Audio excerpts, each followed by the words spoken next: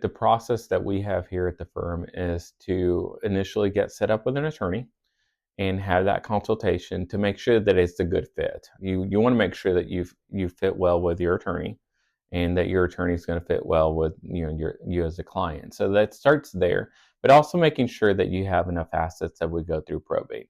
And if it is, then we sit down and have that conversation. Once you become a client, then at that point, we have essentially what's a design meeting where we'll sit down and actually talk through what would happen if you pass away or if you were to be incapacitated. Who those decision makers would be. And once we've identified those, we'll then go to the next step and say, how would you want your assets to be distributed? So once we get that information, we continue drafting your documents. Then there'll be a pre-signing meeting, essentially what it is, and where the attorney will take a look at everything and say, I still have questions. Let's flesh this out a little more. We'll play a lot of scenarios out where if maybe one of the kids died before you, where would you want those assets to go? So there'll be a second meeting with the firm, just talking about how to put your estate plan together. Then there's the actual signing meeting where you come in and sign all the documents at one time. And then one meeting after that where we'll actually give you your binder, where we put the binder together with all of your documents, your originals, your copies, and then tell you, how to access your documents online that we upload for people to be able to, retain an electronic version of that. So for us, it's essentially a 5-step process, and everyone's a little bit different, but we feel like that's been the most efficient based on our experience. So at that last meeting, we'll actually give a client basically what's called funding instructions, and funding just being a fancy term where we're taking assets from outside the trust and putting it into the trust. For the most part, most clients want us to put their home into the trust. But when we're talking about other assets such as bank accounts, retirement accounts, life insurance, we're actually going to take those. And through this process, we want to know what your assets are so that we can build out this matrix basically. And this matrix is like the client's instructions. It's their homework.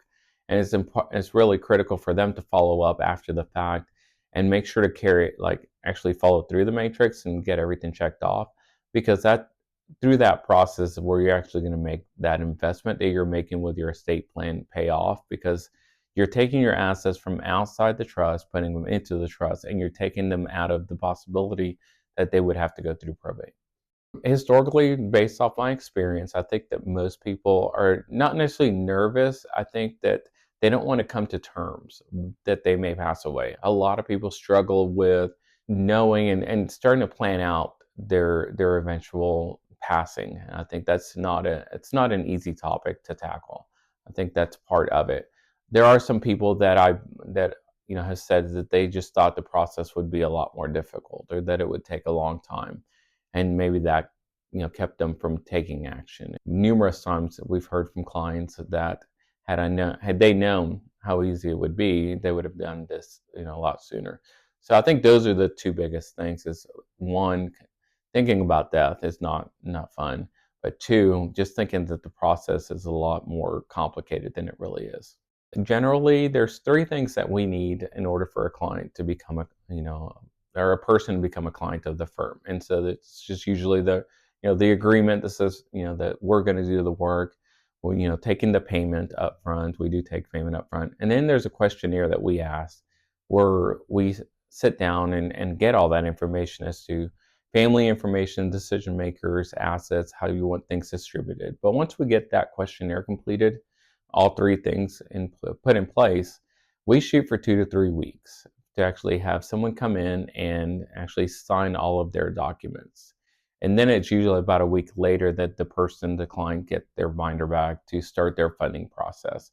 For most of our clients, it's about a month-long process.